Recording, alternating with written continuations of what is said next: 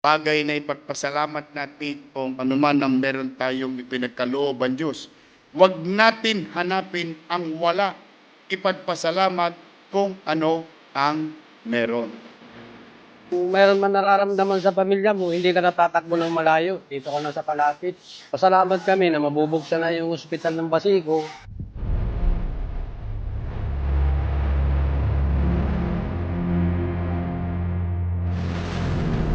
Natutuwa ako. Dahil noong mga panahon na hindi pa naman ako tatakbo, umiikot na ako sa Baseco noon para mamigay ng bitamina at gamot. Kaya doon ko na-realize ngayong araw na nung ako'y nangangampanya, lagi kong sinasabi, soulmate ko sa public service si Yorme. Dahil hindi man kami nag-usap, nalaman ko, kasabay ng pagbukas ng President Corazon Aquino General Hospital, magkakaroon kayo ng siksik-liglig na gamot at vitamina.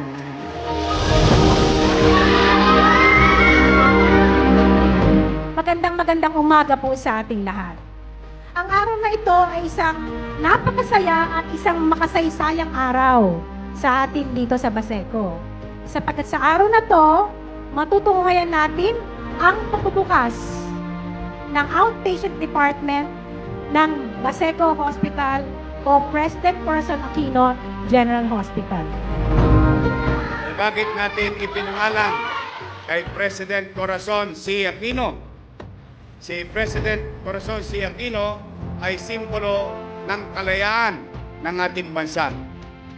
Ito rin ay araw ng kalayaan ng paghihirap ng mga kababayan natin na kapag nangangailangan ng programang pangkalusugan, hindi na sila mahirapan. Layang-laya na kayo dahil nandito lang kapitbahay ninyo. Pasalamat pa rin tayo kay Mayor Isko Moreno Dumagoso dahil siya ay nakaisip na magkaroon ng hospitals dito. Samantalang ang liit lang ng mga properties dito. Di ba? Ang liit lang ng property. Ang ospital na ito ay nag-groundbreaking noong October 18, 2021. At sa loob lamang ng isang taon, tumayo ang ospital. Dangan nga lamang, nung bumaba po si Mayor, natulog po ng 3 taon ang ospital natin. Natulog. Kasi ni-start namin 2020, natapos 2022 before I left. 3 years nakatenga. Hindi ko alam. Pero ngayon, napakabuti ng Panginoon dahil after 3 years of dormancy, si Yorme pa rin po ang magbubukas nito 65 days after siya umupo noong July 1, 2025.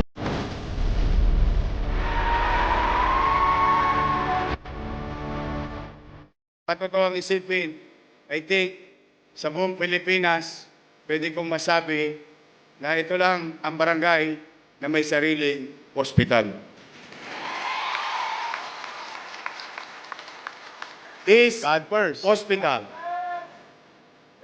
may serve at least 80,000 people. Ngayon, kitang-kita na natin, nakitang-kita at mahal na kayo ng gobyerno ng Maynila sa pamumuno ng ating napakagaling at napakasipag na alkalde na si Yorme Isko Moreno Dumagoso. Investing into NBN, minimum basic needs, housing, education, healthcare, and jobs. Loobin nawa ng Diyos. Bigyan ako ng kakayanan at resources. Hindi ako titigil.